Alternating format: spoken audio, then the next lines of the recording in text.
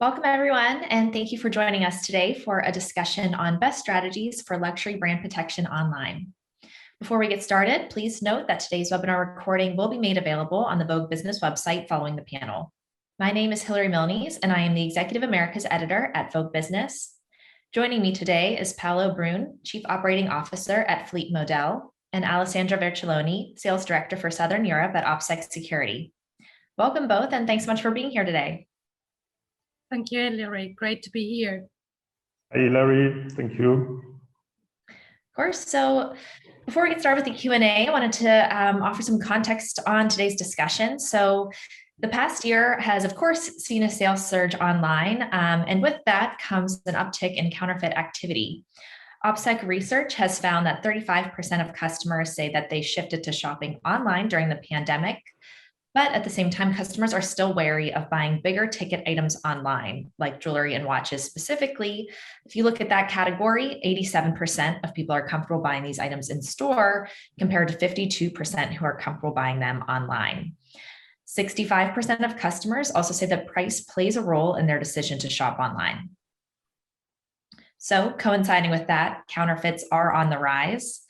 A quarter of customers surveyed by Opsec accidentally bought a fake product in the last year.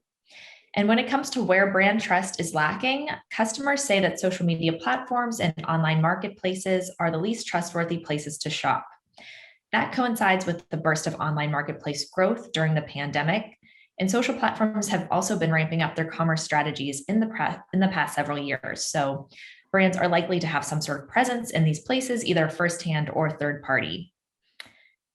And despite lacking trust in marketplaces and platforms, in terms of responsibility, customers are looking at brands and retailers to act as counterfeit watchdogs. According to the US Department of Homeland Security, customers feel that brands and retailers need to do more to protect their own brands online.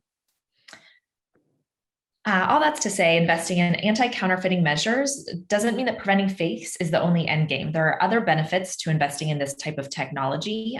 They can open up better communication with customers. And today we'll also be touching on the content opportunity. Some examples: Pascal Modell's anti-counterfeit QR codes also unlock social features, helping to encourage a post-purchase community and connection with the customer. In the future, we'll also let customers trace their shoes on the blockchain, ensuring product authenticity and transparency. And sustainable brand Coco Kind uses QR to share sustainability information with customers post-purchase as well, encouraging transparency and education in the sustainability space. So with that, let's bring in our panelists and dive in. Paolo, I'd love to hear from you. Can you explain Pascal Modell's approach to anti-counterfeiting and why authentication is so important to the brand? So let me briefly explain you that we are an eclectic brand. We produce fashion shoes. We were born 1978 in Paris, and our consumer search from our product, authenticity, loyalty, creative freedom. So at a certain point, we felt, due of course to the increase of the sales on the online channel, that we were in need to defend such values of ours with our customers, because they were looking for our authenticity. You know, our motto is Parisian essence with Italian craftsmanship, and we do believe our customers are looking for such values. So we decided to get stronger on the counterfeiting, and we decided to start an incredible project with Opsec on one side, and with Alessandra in particular, and now we are able to offer to our final customer a trust that our products are really what they can buy on the retail, on the online, on the brick and mortar is definitely our product. So to do this, we implemented a QR strategy together with an RFID technology. We are able today to really track and trace every single step of our production, from raw material to the finished product, going through our factories. till the warehouse, until the home of the customer who bought our products online. We are working to increase these the power of such a tool with the blockchain. Actually, we are working on it in these days in order to be able also to offer our customer not only a better experience on when they purchase our products, so they feel really safe in purchasing our product on the online, but to give them all the story of our product. And each and every single product of ours is unique, with our unique serial number, with an anti-counterfeit label, with a serial authentication code. With such a tool, they can enter. I mean, for us, we like to say it's a gate to the social, because they can enter our social and we know who they are. We know that that particular and specific product has been bought by such a customer, and we can also offer, of course, a series of services like after sales, like returns, and like repairing. Yeah, absolutely. And Alessandra, I think what's interesting here, especially, is the two-pronged approach. You have the anti-counterfeit measures, and then also the after-sales opportunity that Paolo is speaking to connect with customers. So can you tell us about Opsec's approach to this problem, and just what you hear from luxury brands like Modell and others who are looking for a solve? Okay. So, as you know, sales online and purchases online have increased quite a lot during the pandemic, but this was a trend that started well before the pandemic.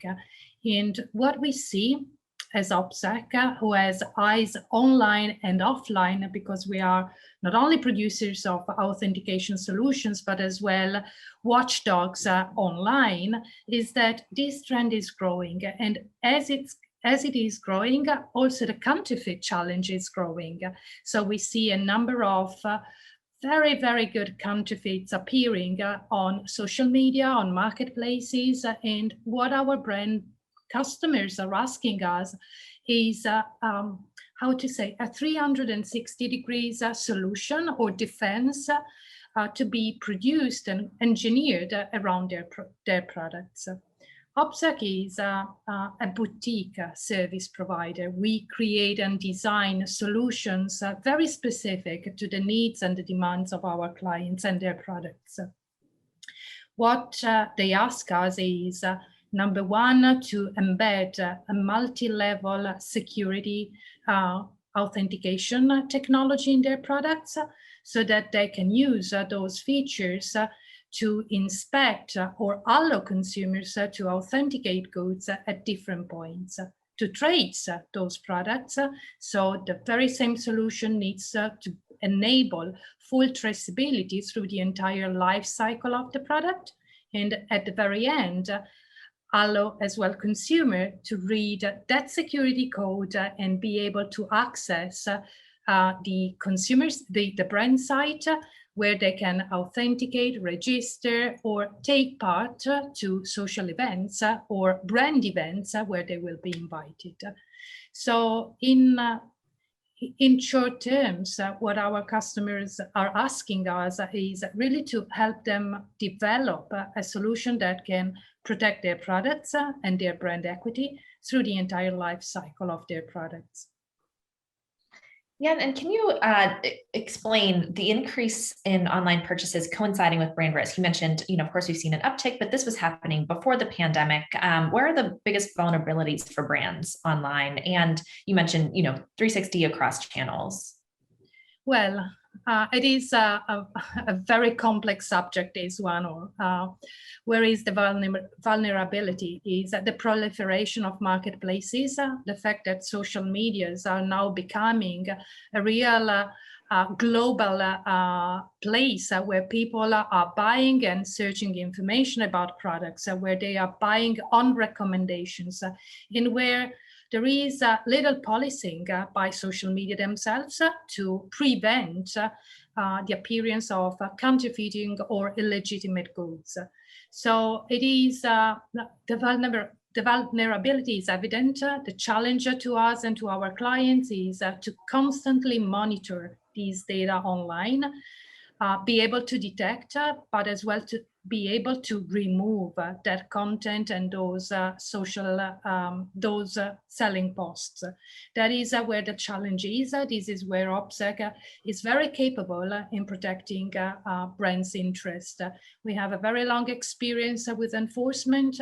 We are part of some of the largest brand owners organization or anti-counterfeiting organization. We are lobbying on marketplaces so that they will adopt better processes to remove goods, because the onus to prove the authenticity of goods is on brands and not on the sellers. This is really what is driving us and our clients pretty furious, let's say.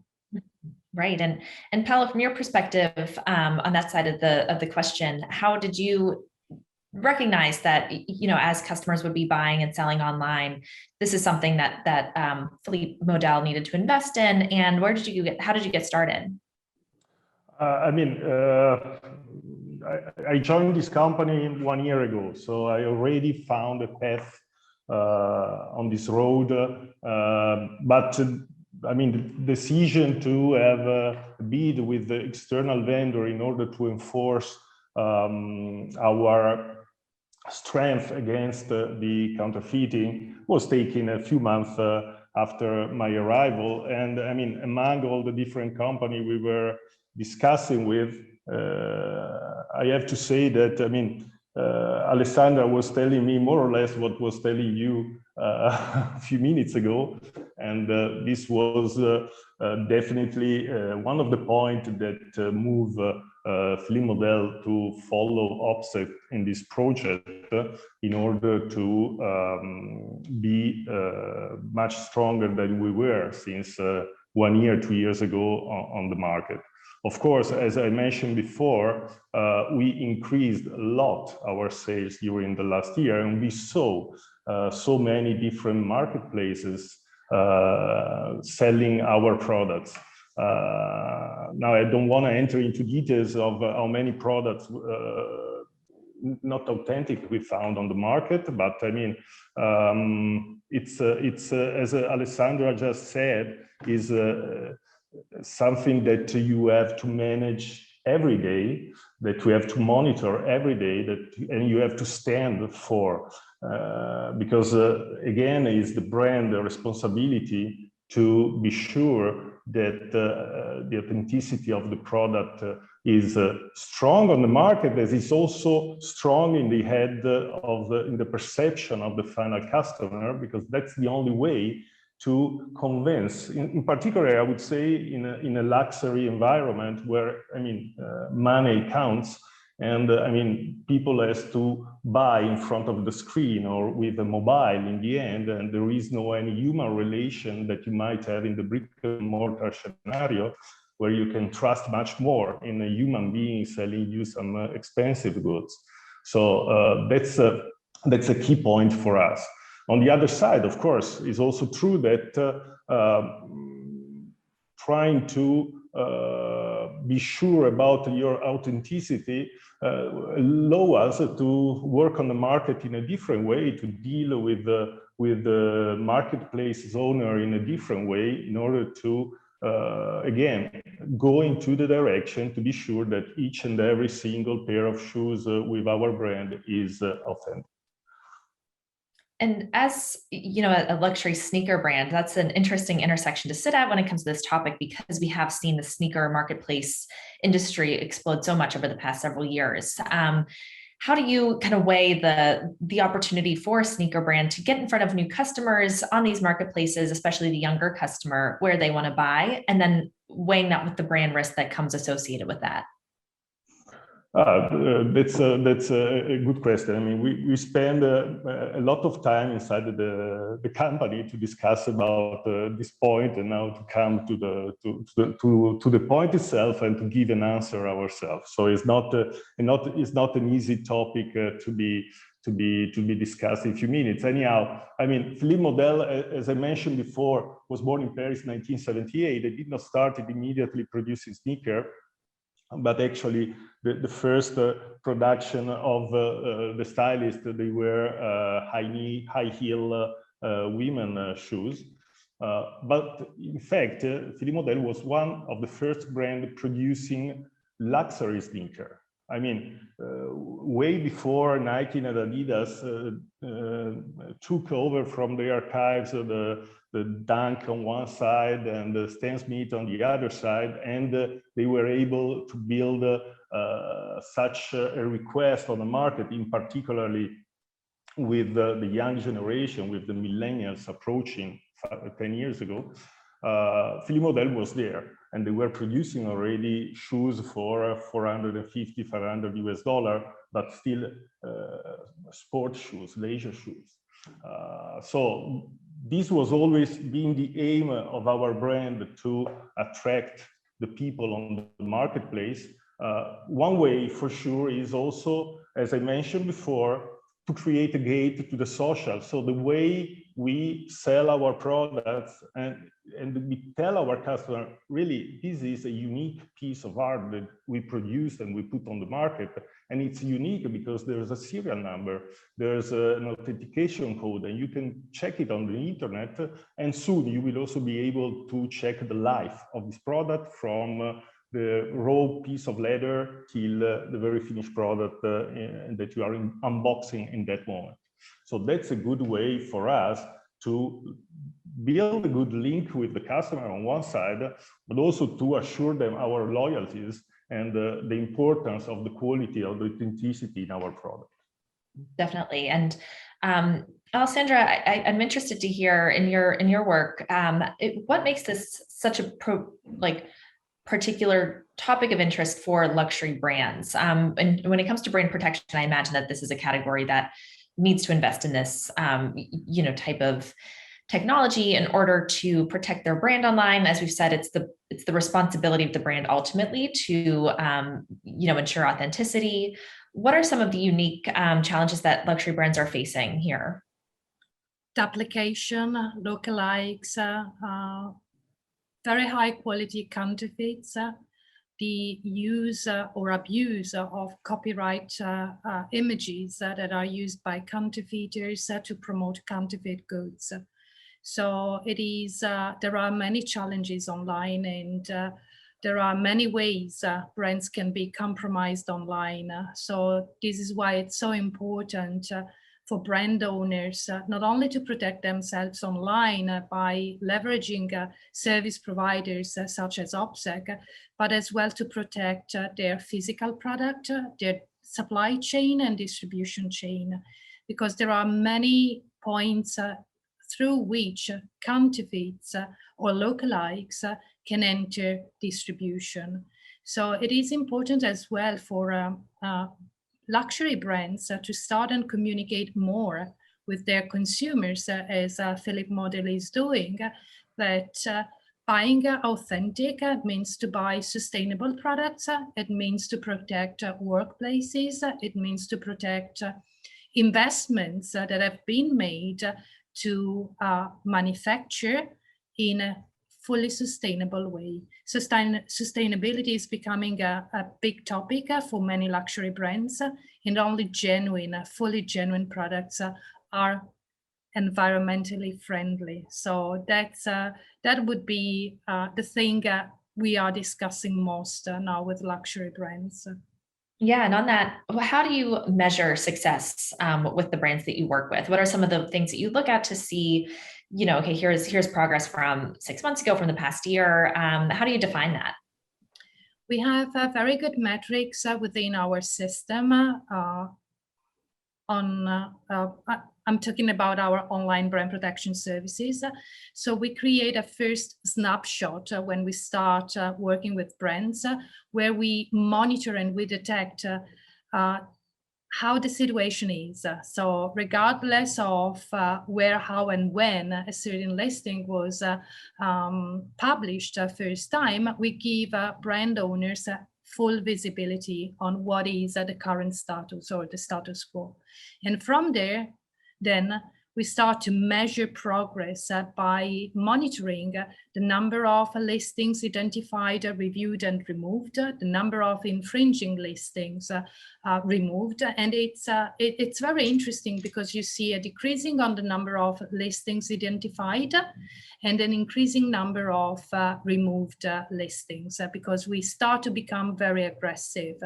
And when the level of security and the enforcement on these online listings gets really effective, then counterfeiters are moving elsewhere. So we see migration of counterfeiters from one channel to the other, and the ability of Opsec is to follow them through this channel up until the number of listings identified reduces, which means that that brand is no longer of interest because it's too expensive to counterfeit them, and they move to the next brand. Great, and as we've touched on, this goes beyond just eliminating duplicates and counterfeits on the market. Content plays a big role here. So, Paolo, I'd love for you to go into a bit more detail on how you fit content and communication with customers into this strategy. Where does that? How does that play a role in what Philippe Modell is trying to achieve here?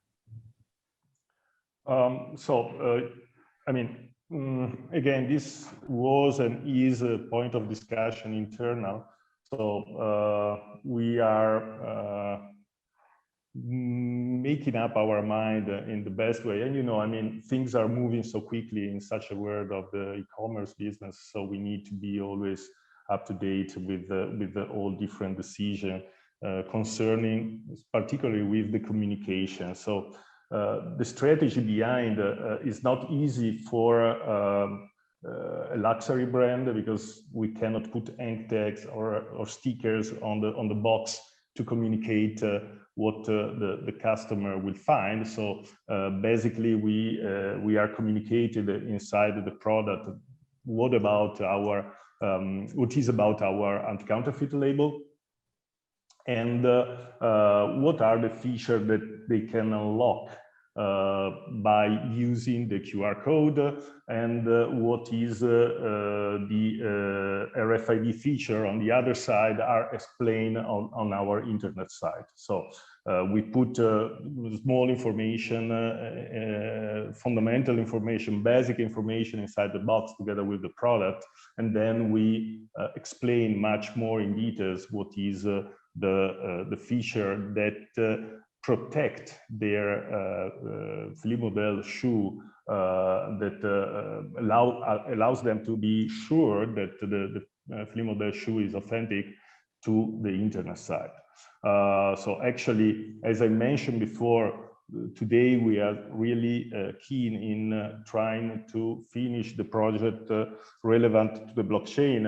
Alessandra before just mentioned the sustainability of the product, and we do agree, we are on the same line that a good anti-counterfeit project can really help in being more a sustainable company from an ethic and from a more wide perspective.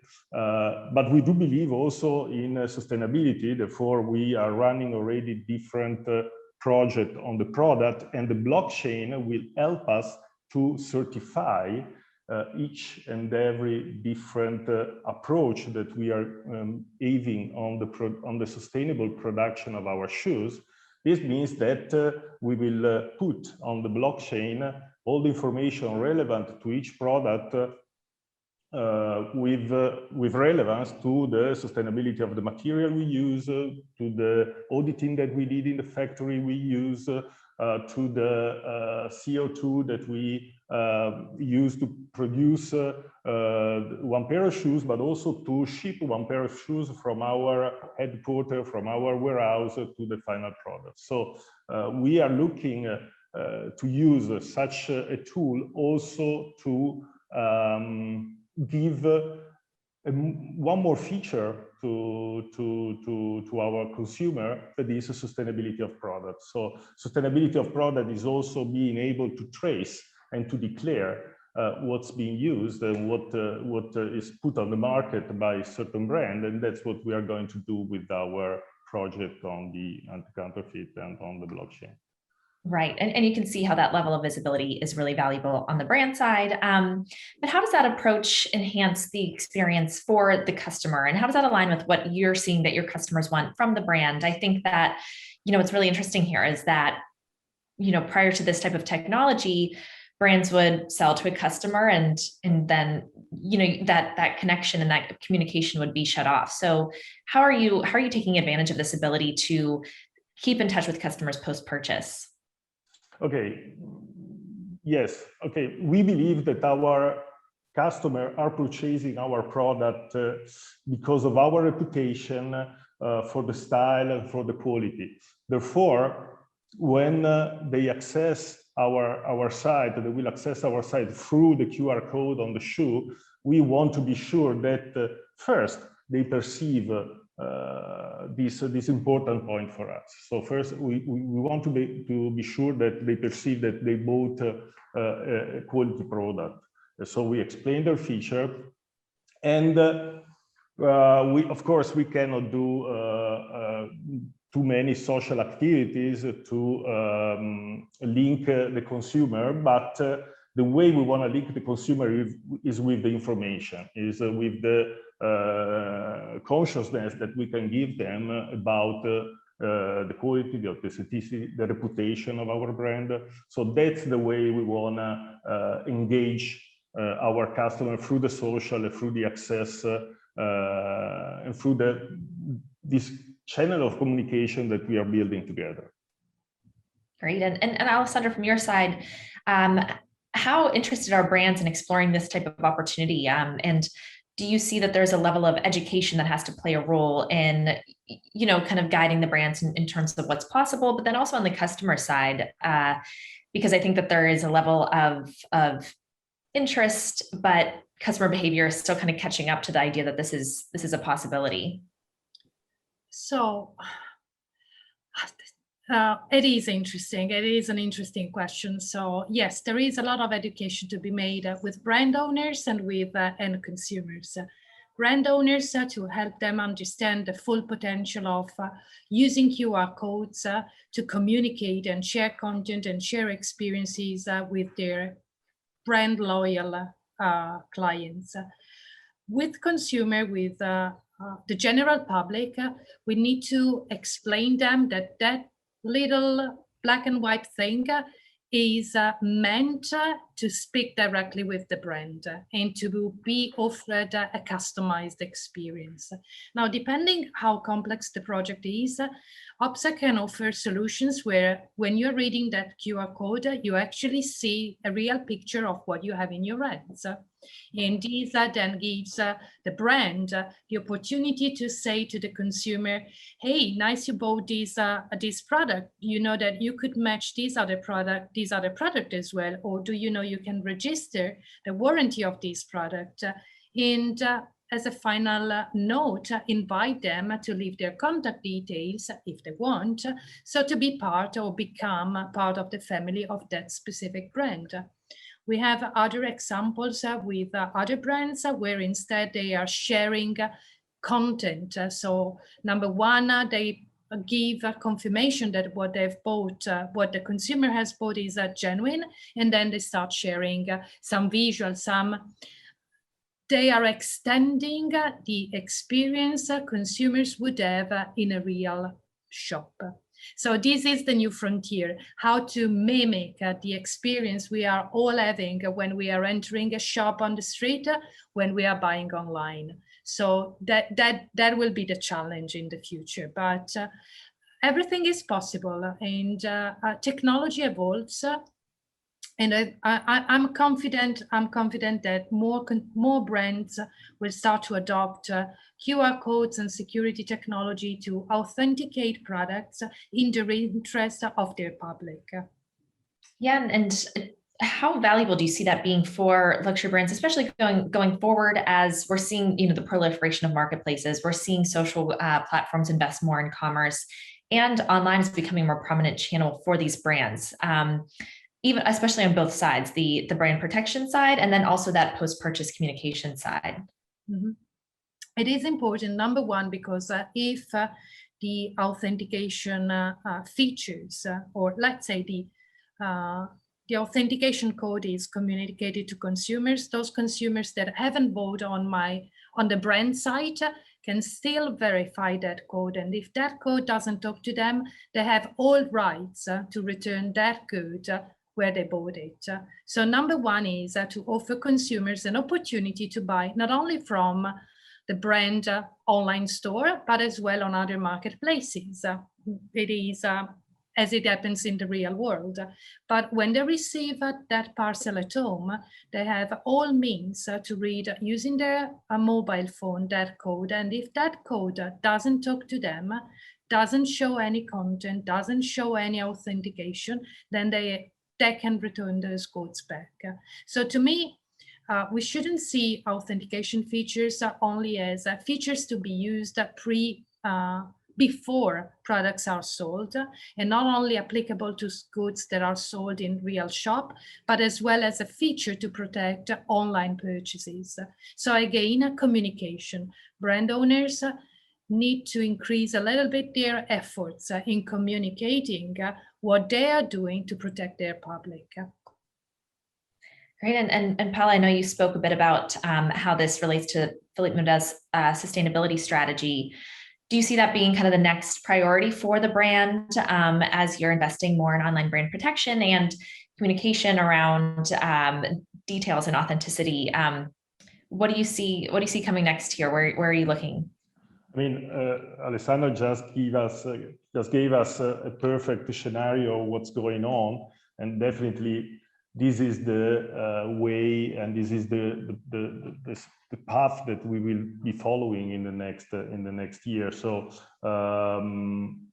authenticity on one side, sustainability on the other side, and they will for sure go straight together in the future of any luxury brand, and of course also of Philippe Modell new production, a new model on the market.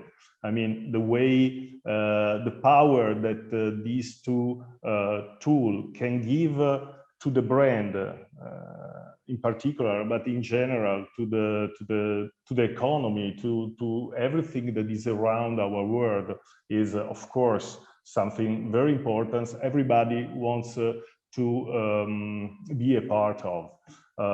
Again, the way those tools will help us in engaging the customer, communicate with them, taking care about the after sales, give trust to the product that a customer has bought from us on the internet, but also in a retail store, will go together with the power that the sustainable product can transmit to the brand itself. Right, and how do you see blockchain playing a role? I know you spoke a bit about that coming up. What's the potential there? I mean, the blockchain, of course, is something that should grant everybody that the information that we store, that we collected on the way during production, that we store on the blockchain are those that are really belonging to the product. So blockchain is a way to certify fact belonging to a life cycle of a certain product. So fact that we are using QR code and RFID allow us today to track and trace every single change in hands of the product, again, from the manufacturing to the final delivery. The blockchain will testify that all those information are really belonging to a certain production and to a certain brand. Of course, this is another way to tell a story to our customer and tell a story which is authentic, which is really belonging to the manufacturer, to the craftsmanship behind each and every single product of Philippe Modell.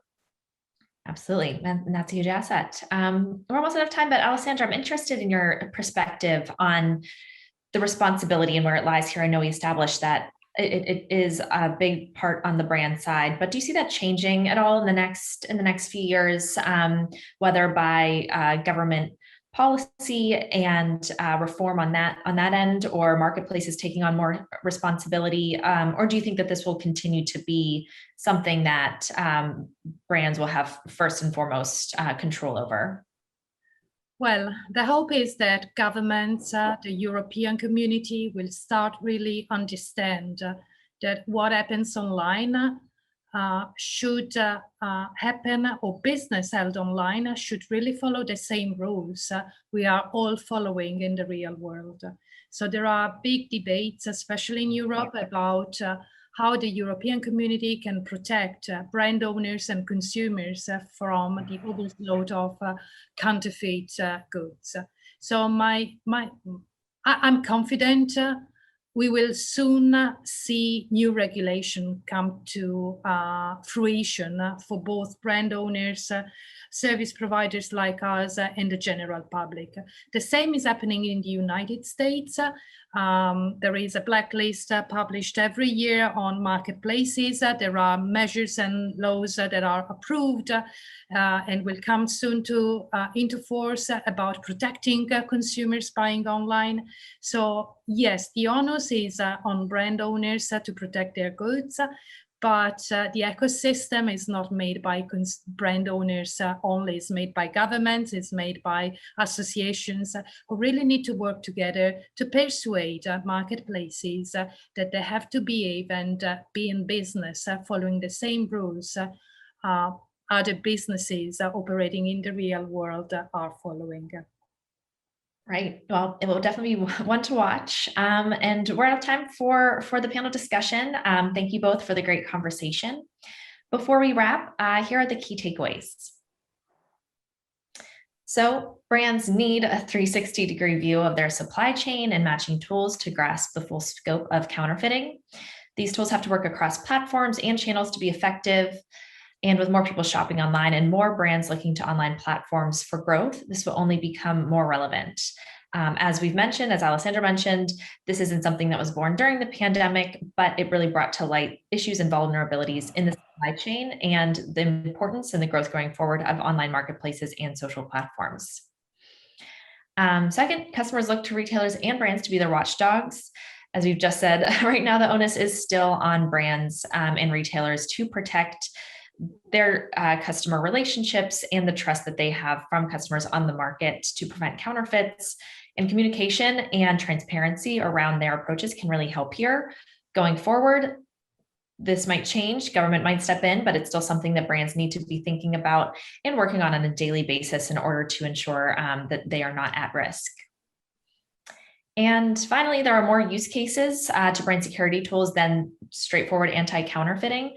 While that is the basis and it might be the impetus, it can be also very much a game of whack-a-mole. So it really will benefit brands to build in a content strategy that adds to the overall customer experience and also just adds and educates the customer on their brand and their product. And so that brings in traceability, that brings in the blockchain, and that post-purchase opportunity is really interesting and will come into fruition over the next few years. So that was our discussion. Thank you, Paola and Alessandra, so much for joining us. It's a pleasure. Thank you. It was a pleasure. Thank you very much. Great. Thank you very much. Thank you. And thank you to our viewers. As a reminder, this webinar will be available to Vogue Business members shortly after we drop. And then for all information on our membership program, please visit voguebusiness.com/membership. Thank you.